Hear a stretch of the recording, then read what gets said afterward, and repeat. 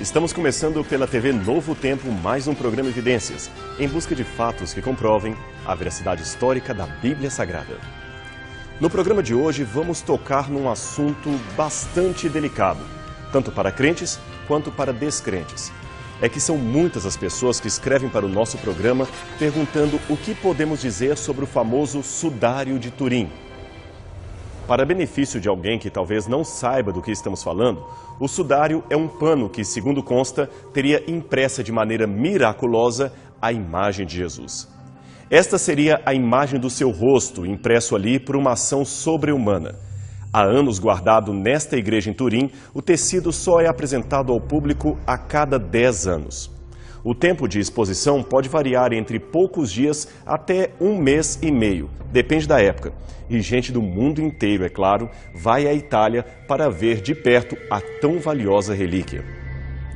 Os que defendem a veracidade do pano e do milagre que supostamente imprimiu a face de Jesus no tecido, entendem que esta teria sido a mortalha original ou o sudário que cobriu o corpo do Senhor quando seus discípulos o retiraram da cruz. Talvez a palavra sudário seja estranha ao vocabulário de muitos porque caiu em desuso e necessita ser explicada. Então vamos lá. A palavra sudário vem do latim sudor, que quer dizer suor. Era, portanto, um antigo lenço para enxugar o suor do corpo. Frequentemente, nos tempos antigos, especialmente na época da Roma Imperial, sudários eram também usados para envolver corpos de pessoas mortas antes de serem depositados no túmulo. De fato, de acordo com os evangelhos, José de Arimateia, juntamente com outros discípulos, envolveu o corpo sem vida de Jesus num pano limpo de linho e o colocou no próprio sepulcro de sua família. Mas na manhã de domingo, Cristo volta à vida, deixando para trás os lençóis que cobriam seu corpo como prova viva de sua ressurreição. Seria o sudário de Turim esse pano? Estamos diante de um objeto autêntico? Bem, deixe-me, em primeiro lugar, dizer que, como pesquisador e, ao mesmo tempo, seguidor de Jesus Cristo, eu não teria dificuldade em acreditar que Deus poderia preservar uma relíquia como esta como prova da ressurreição de seu filho. Por outro lado, porém, a minha fé no cristianismo não depende da autenticidade do sudário de Turim. Em outras palavras, não creio que o meu cristianismo seja abalado se amanhã a igreja anunciar oficialmente que esta peça não é real. Mas uma coisa devemos admitir. A afirmação por detrás desse objeto é tão forte que, se ele for verdadeiro, estamos diante do maior achado de todos os tempos, comparável ao Santo Graal ou à Arca da Aliança. Porém, se for falso, é a pior demonstração de má-fé da história do cristianismo. Antes, porém, de examinarmos os fatos, é bom esclarecer um detalhe. Considerando que muitos católicos acompanham o programa Evidências e que a Igreja Católica é atualmente a proprietária legal do sudário, é importante explicar que, embora muitos teólogos e líderes religiosos tenham defendido com veemência a veracidade desta relíquia, a própria hierarquia da Igreja em Roma tem procurado assumir uma postura bem mais moderada nesse sentido. Num pronunciamento feito em 24 de maio de 1998, o falecido Papa João Paulo II disse o seguinte acerca do Santo Sudário. Uma vez que isso não representa um assunto de fé, a Igreja não tem nenhuma competência específica para se pronunciar sobre estas questões. Prefere confiar aos cientistas a contínua tarefa de investigar, de modo que algumas respostas mais satisfatórias possam ser obtidas em relação a esse lençol. Esse documento pode ser encontrado na íntegra no site oficial do Vaticano. Quando o sudário foi pela primeira vez exposto ao público em 1357, o bispo de Troyes, Henri de Poitiers, afirmou que o pano era uma fraude e que ele mesmo conhecera o artista que fizera a pintura. 30 anos depois, o sucessor de Henri, Pierre d'Arcy, escreveu uma longa carta ao Papa Clemente VII, na qual repetiu a mesma posição de seu antecessor quanto ao Santo Sudário. Ele também afirma que o pano era manifactus, isto é, feito por obra humana, e artificialiter depictus, ou seja, artificialmente desenhado ou pintado. Esta é a carta original enviada ao Papa e que hoje encontra-se na Biblioteca Nacional de Paris. O Papa decidiu então não proibir a exibição da relíquia, mas ordenou que o bispo alertasse ao povo que não se tratava do corpo de Jesus, e sim de uma representação artística do mesmo. É claro que também houve simpatia eclesiástica com a pintura. Em 1578, o arcebispo de Milão, Charles Borromeu, peregrinou a pé até Turim apenas para reverenciar o tecido. Depois, em 1670, um ofício papal garantiu indulgência, isto é, perdão, a quem viesse para orar diante do sudário. Mas note que em momento algum, desde aqueles dias até hoje, com o pontificado de Bento XVI, nem o magistério da Igreja, nem o próprio Papa oficialmente se pronunciaram declarando a autenticidade do tecido. E isto mesmo mostrando-se simpáticos à veneração da relíquia. Aliás, o próprio Papa Bento XVI foi pessoalmente a Turim em maio de 2010 para ver o pano e o descreveu como um extraordinário ícone. Seu antecessor, o Papa João Paulo II, também esteve lá venerando a relíquia. Mas se é assim, por que eles nunca o declararam oficialmente verdadeiro? Na época em que Bento XVI visitou Turim, alguns jornalistas chegaram a publicar o seguinte: Papa Bento XVI endossou o sudário de Turim, mas esquivou-se de declará-lo oficialmente como sendo a mortalha que cobriu Jesus. O porquê desse silêncio eclesiástico de séculos acerca do assunto é algo a se pensar. Afinal, a Igreja nunca se mostrou tão tímida em oficializar algo miraculoso que ela considerava verdadeiro, como foi o caso, por exemplo, da aparição de Fátima. Por que então esta timidez em relação ao Santo Sudário? Bem, seja como for, podemos estar certos de que, até o presente momento, não existe nenhuma orientação oficial do Vaticano no sentido de que os fiéis católicos devem acreditar na autenticidade do medalhão, como o pano foi apelidado pelos franceses. Mas, conforme já mencionamos, a tradição apregoada por alguns diz que esta seria a mortalha original que cobriu o corpo de Jesus durante o seu sepultamento. Contudo, a história desse pano só pode ser traçada com segurança até ao ano 1357, quando ele foi pela primeira vez exposto ao público em Liré, uma vila perto de Troyes, no norte da França. Fora disso, qualquer tentativa de traçar uma caminhada do pano desde a Palestina até a Europa é altamente romanceada e especulativa.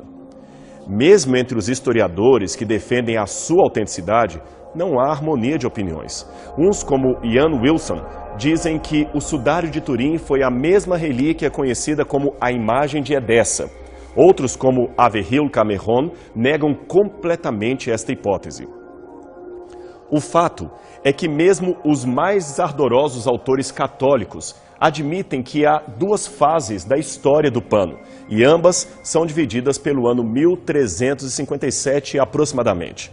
Daquele ano para trás, o que se diz tem alta dose de conjectura e nenhuma evidência factual. São autores católicos que admitem isto. De acordo com o site oficial da Associação para a Educação e Pesquisa do Sudário de Turim, uma associação criada em defesa da relíquia, o que se pode dizer é o seguinte: embora haja significativa coleção de evidências sustentando a existência do sudário antes do ano 1300, a maioria delas é de fato circunstancial e permaneceram em sua maioria sem nenhuma comprovação. Agora, você está preparado para uma informação no mínimo curiosa? Pois bem, a própria enciclopédia católica, ligada na página do New Advent, traz na versão inglesa do verbete O Santo Sudário a seguinte posição sobre o pano, que não seria a imagem real de Jesus, mas sim uma pintura feita na Idade Média. Isto mesmo, na enciclopédia católica. Surpreendente, não é mesmo? Pois bem, quando o sudário foi exibido ao público em 1978 para comemorar os 400 anos de sua chegada a Turim, uma multidão de aproximadamente 3 milhões de pessoas correram para poder vê-lo pessoalmente. Mas, na verdade, o que eles enxergaram foi apenas um pano amarelado pelo tempo, pois a imagem é extremamente difícil de ser detectada a olho nu. Ela só fica visível e surpreendentemente visível numa fotografia, como se fosse um negativo. Esta seria a imagem do pano visto a olho nu. Agora, o mesmo pano fotografado em negativo. Veja como a imagem é nítida. Descrevendo rapidamente o aspecto físico do objeto, o sudário é um pano retangular de 4 metros de comprimento por aproximadamente 1 metro de largura. Ele tem algumas marcas de incêndio, pois sofreu um incêndio ali naquela cidade em 1532. Ele também tem remendos feitos pelas freiras que o guardavam. Eram as religiosas clarissas de Chambéry. Composto especialmente de linho, esta seria a sua trama e a sua urdidura vista através de um microscópio óptico. Mas o que interessa mesmo é a imagem do corpo que ele apresenta. Pois bem, o pano traz as duas figuras de um mesmo corpo humano adulto em tamanho natural. De um lado está a frente, do outro o verso. As duas partes se prolongam cabeça contra cabeça, de modo que, se dobrarmos o tecido, elas ficam uma de frente e a outra de costas. Em 4 de outubro de 1973, um grupo de cientistas europeus concluiu alguns estudos sobre o pano graças a uma autorização especial que receberam do Vaticano para examinar o tecido. Mas não foi um exame a fim de verificar a sua autenticidade, e sim para cuidar de sua preservação. Principalmente porque em poucas semanas o pano seria pela primeira vez exibido na TV a cores com uma introdução feita pelo Papa Paulo VI. Então temia-se que as luzes ou a gravação pudessem danificar a imagem. Um relatório foi feito e nele algumas evidências pareciam favoráveis à autenticidade do pano, outras não.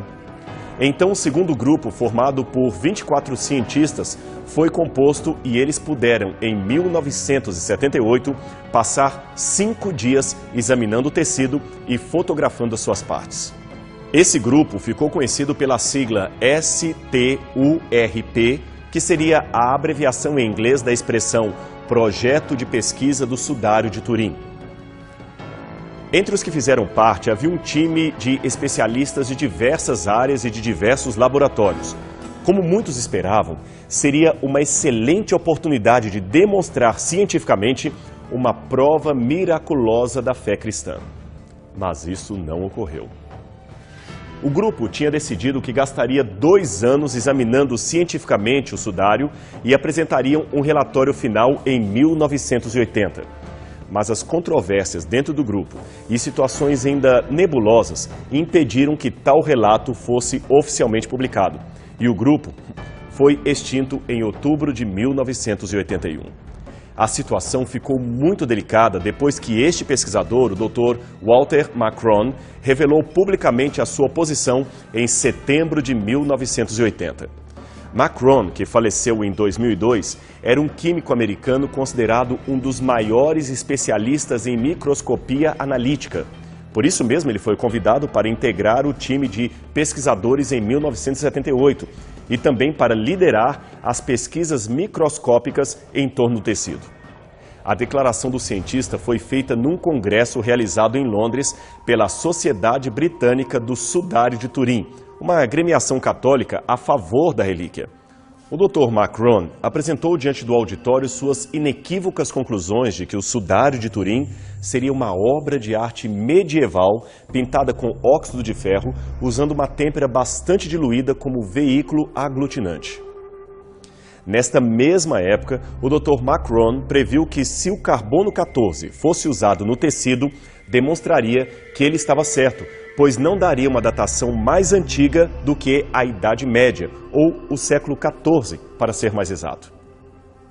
Em 1988, a análise foi feita e comprovou-se o que o Dr. Macron havia dito 8 anos antes. O carbono 14 mostrou que o tecido era realmente uma produção medieval. Ele foi fabricado em algum tempo entre 1260 e 1390 e não antes disto.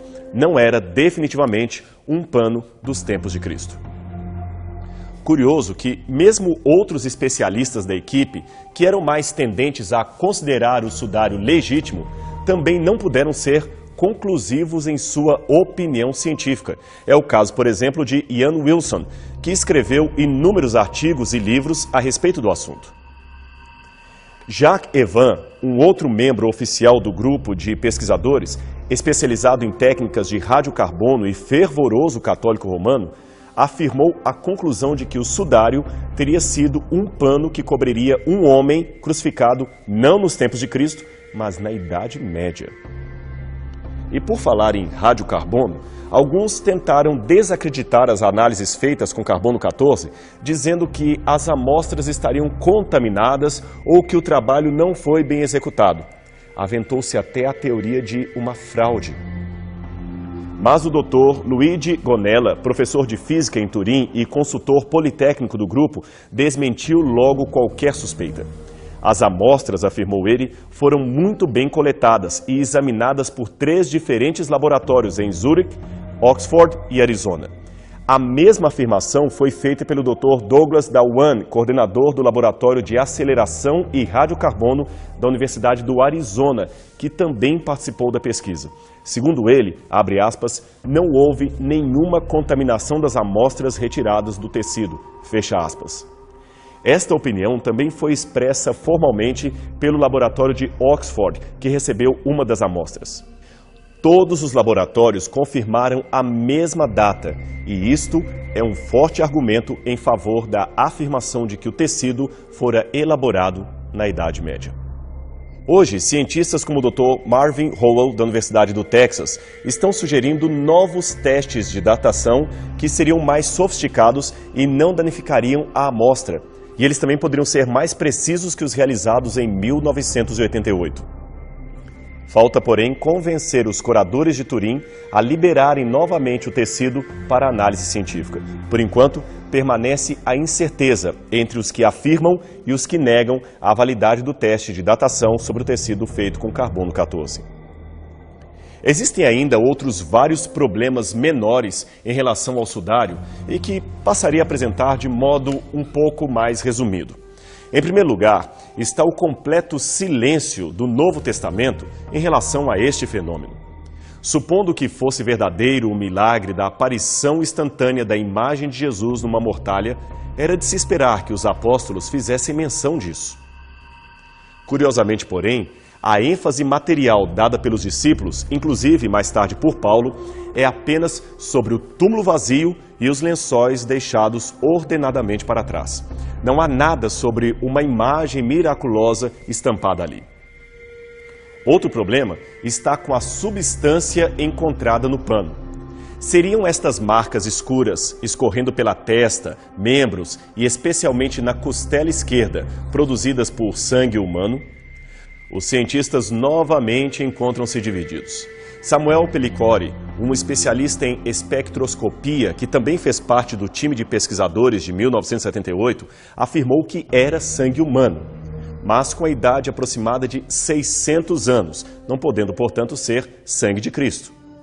Já Walter Macron diz que não seria sangue, mas sim pigmento de pintura. E outros, é claro, diziam ser sangue humano com a possibilidade, mas não a certeza, de ser o sangue de Cristo.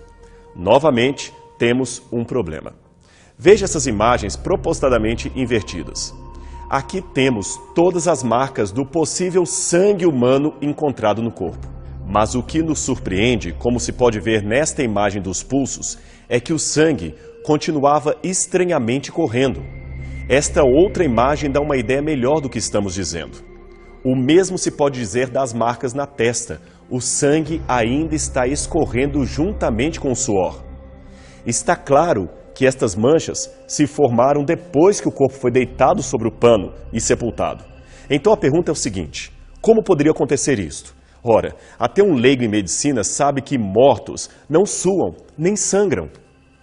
Logo, se aquilo for realmente sangue humano e aquele estampado no sudário for Jesus, então temos aí o maior argumento contra o cristianismo, pois estaria provado que a morte na cruz foi um embuste.